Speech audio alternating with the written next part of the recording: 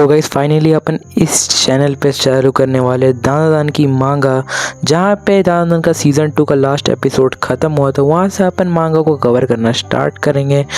तो I hope तुमको ये वाली वीडियो पसंद आएगी एंड अगर इसमें अच्छा रिस्पांस मिलता है तो अपन इसके मांगा को आगे तक कैरी करेंगे। तो let's start this video. And एक और बात, जिन लोगों ने भी चैनल को सब्सक्राइब नहीं किया सब्सक्राइब कर लो एंड वीडियो को लाइक कर दो। तो चलो यार मांगा को कवर करते हैं अब। चैप्टर 73 लेट्स ईट सम टोकोयाकी। यहाँ पे हमें आयरा दिखाई जाती है एंड यहाँ आयरा को भी किस वाली बात पता लग जाती है एंड आयरा बोलती है हमारे साथ बैठ के कैसे खा सकती है। इस लड़की ने सीधा हमारा पत्ता साफ करने की कोशिश की एंड वमिला तुम्हें पता है तुम सीधा हिल जाने वाली हो। एंड यहाँ पे वमिला को घंटा कुछ समझ नहीं आ रहा होता कि आयरा क्या बोले जा रही है एंड वमिला आयरा को पूरा इग्नोर करने लगती है एंड आयरा उसे बोलती कि तुम इधर देख के बात करो, तुम मुझे इग्नोर क्यों कर रही हो।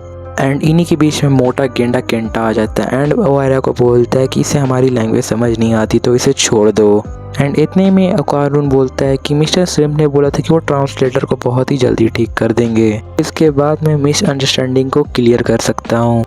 फिर मोमो यहाँ बोलती कि ये कोई मिसअंडरस्टैंडिंग नहीं है एंड इस लड़की पे मैं बिल्कुल भी भरोसा नहीं कर सकती हूँ। तो ओकारुन यहाँ मोमो को बोलता है कि मैं तुम्हारी मिसअंडरस्टैंडिंग की बात नहीं कर रहा हूँ, मैं बमोला की मिसअंडरस्टैंडिंग की बात कर रहा हूँ। एंड ओकारुन यहाँ बोलता है कि वो अपना हस्बैंड ढूंढ रहे हैं। इसकी बात सुन के आयरा एंड मोमो दोनों शॉक्ड हो जाती हैं। तो ओकारुन इन दोनों को पूरी बात बताता है एंड बोलता है बमोला अगर किसी पावरफुल इंसान से फाइट करने के बाद हार जाती है तो वो उससे शादी कर लेगी, लेकिन पता नहीं कैसे उसे लगता है कि वो पावरफुल इंसान मैं हूँ।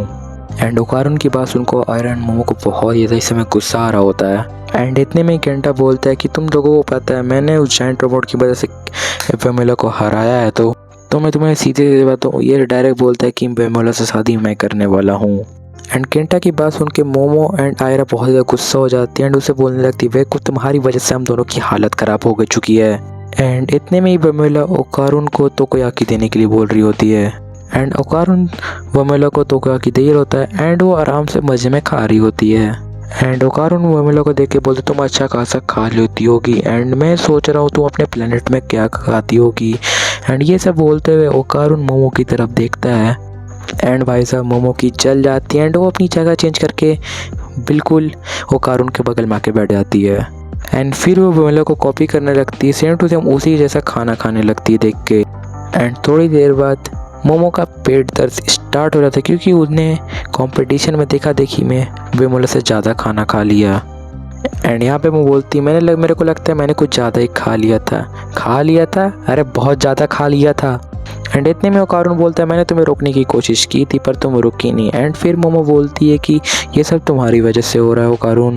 एंड ओकारुन अपने आप को डिफेंड करते हुए बोलता है कि ये तुम मेरे पे झूठा एग्ज़ाम लगा रही हो, इसमें मेरी गलती कैसे हो सकती है बताओ ज़रा। फिर मोमो बोलती ये सब छोड़ो, तुम्हारे गोल्डन के बॉल्स के बारे में कुछ पता चला ओकारुन। तो फिर ओकारुन बोलता है ऐसा कुछ खास पता तो नहीं चला अभी तक क्योंकि बमोला हमारी बात को समझ नहीं सकती है। एंड फिर मोमो बोलती कि मैं उस लड़की पे बिल्कुल भी भरोसा नहीं कर सकती हूँ क्योंकि उसने हमारे ऊपर अटैक किया था।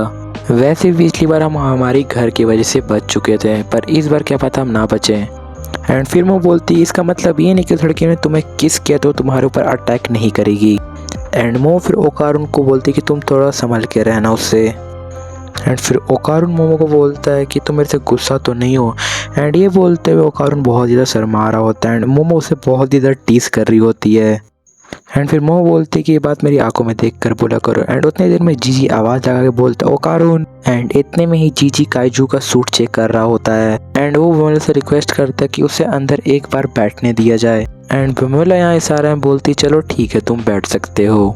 एंड जीजी गलती से कोई बटन दबा देता है एंड मास्क बंद हो जाता है, इससे काइजू सूट एक्टिवेट हो जाता है एंड हमें अंदर का इंटरफेस दिखने लगता है यहाँ पे। इससे जीजी गलती से दूसरे एलियन को अपने एरिया का लोकेशन सेंड कर देता है।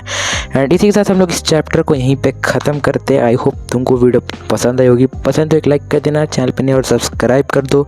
ये मैंने पहली बार कोई मांगा को कवर किया तो कहीं मैंने थोड़ी बहुत गलती की होगी तो माफ़ कर देना। एंड अगर पार्ट 2 चाहिए तो कमेंट कर दो। Thanks for watching guys, bye bye and piece.